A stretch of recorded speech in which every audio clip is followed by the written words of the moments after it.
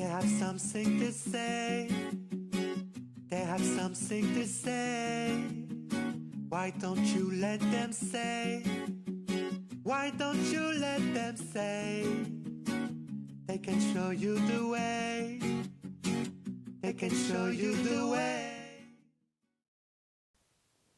Bonjour à tous et bienvenue. Aujourd'hui, j'aimerais aborder avec vous un thème un petit peu particulier qui est celui des animaux sauvages, ou en tout cas des animaux non domestiques qui n'ont donc pas de gardien, pas d'humain ou pas de propriétaire, selon les termes qu'on préfère employer.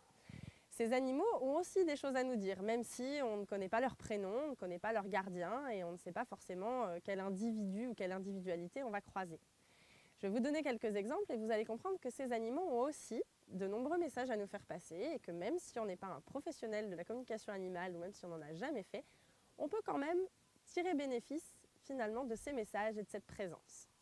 Je vous donne un exemple, en effet, quand j'ai emménagé il y a à peu près un an, donc là où j'habite maintenant dans la maison actuelle, il y avait énormément d'araignées. Alors au début je me suis dit c'est la maison, j'ai posé les meubles, je me suis dit on va être là, dans quelques semaines elles vont disparaître et en fait pendant 3 semaines, un mois, je n'ai vu des araignées partout.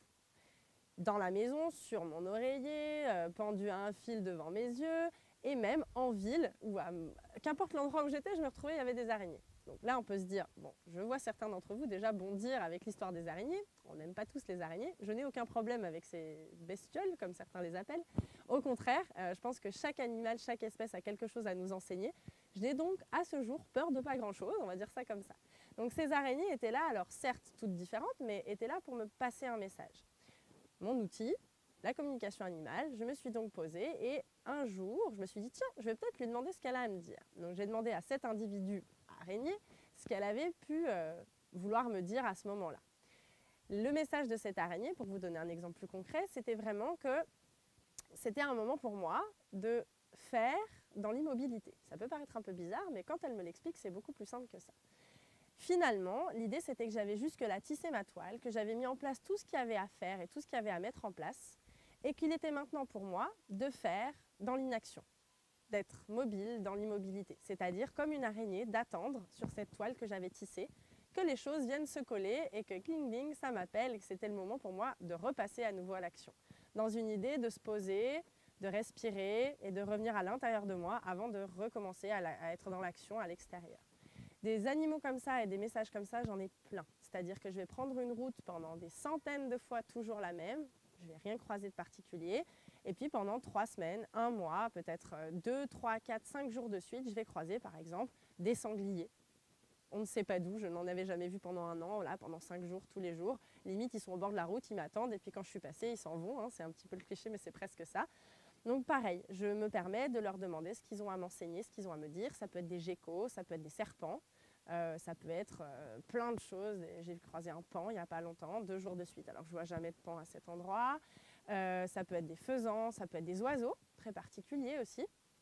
J'avais des pies dans mon jardin qui venaient, un couple de pies.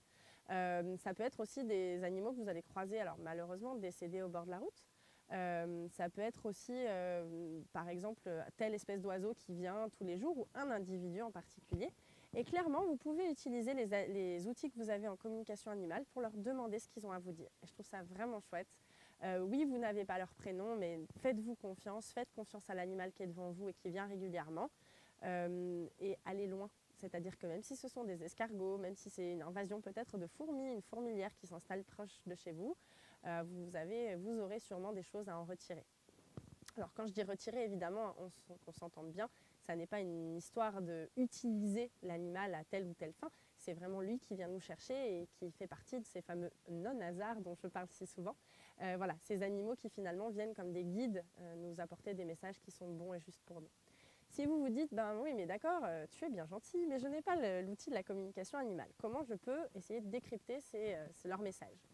Alors, je vous donne un petit conseil, n'hésitez pas à aller voir sur internet, vous tapez par exemple, je ne sais pas, gecko, message ou symbolique. Déjà, vous pourrez avoir des pistes. Il y a quelques sites super intéressants, dont animaltotem.fr par exemple, qui je trouve, en tout cas à mon sens, donnent des choses assez vibrantes, assez parlantes. Et une dernière fois, je sais que je ne fais que vous le répéter, mais faites confiance à votre intuition. Lorsque vous lisez le message ou la symbolique d'un animal, voyez ce qui vibre en vous, ce qui vous parle. L'idée, c'est pas de choisir ce qui nous plaît, ce qui nous fait plaisir, mais ah tiens, quel est le message qui en ce moment me parle, me fait vibrer. Clairement, c'est une bonne porte d'entrée vers ces animaux qui ont des choses à vous dire et vers cette nature et vers tout ce qui est vivant autour de vous. Donc voilà aussi pour nos animaux non domestiques. Je pense que c'était un bon petit complément à la communication animale par ce biais-là, qui évidemment n'est qu'une porte d'entrée. Les animaux domestiques ne sont que cette porte d'entrée. J'espère que cette petite vidéo vous a plu et je vous remercie énormément de votre attention. Why don't you let them say? Why don't you let them say? They can show you the way. They can show you the way. This animal, sweet animal.